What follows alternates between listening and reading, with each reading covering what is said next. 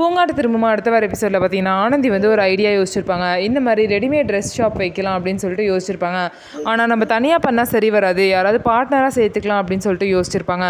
அப்போதைக்கு குமரன் சார் வந்து அவங்களுக்கு ஞாபகம் வருவாங்க. அதனால ஆனந்தி அவங்க அப்பாவும் நேராக குமரன் வீட்டுக்கு போய் இந்த விஷயத்த சொல்லி அவங்கள்ட்ட என்னன்னு கேட்பாங்க. அப்போ பார்த்தீங்க அப்படின்னா அவங்க வீட்டில் அவங்க அம்மா அப்பாவுக்கு எல்லாருக்குமே சம்மந்தம். ஆனால் அந்த வீட்டில் உள்ளவங்களாம் இவங்க சேர்ந்து வந்து இந்த மாதிரி பிஸ்னஸ் பண்ணக்கூடாது அப்படின்னு சொல்லிட்டு நமக்கு பார்ட்னர்ஷிப்லாம் ஒத்து வராது, அதிலலாம் லாஸாக தான் ஆகும்னு சொல்லிட்டு சொல்கிறாங்க. சரி நம்ம இதுக்கு முடிவு பண்ணிட்டு சாமி கையிலே விட்டுறலாம் அப்படின்னு சொல்லிட்டு சீட்டு குலுக்கி போட்டு பார்க்குறாங்க. சீட்டில் பார்த்திங்க அப்படின்னா சரி நீங்கள் சேர்ந்தே பண்ணலாம் அப்படின்னு சொல்லிட்டு முடிவு வருது. இதனால் பார்ட்னர்ஷிப் ஓகே அப்படின்னு சொல்லிட்டு குமரன் வீட்லேயும் சொல்லிடுறாங்க. இதனால் ஆனந்தியும் குமரனும் சேர்ந்து பார்த்திங்க அப்படின்னா ஒரு ரெடிமேட் ட்ரெஸ் கடை வந்து வச்சு ரன் பண்ண போகிறாங்க.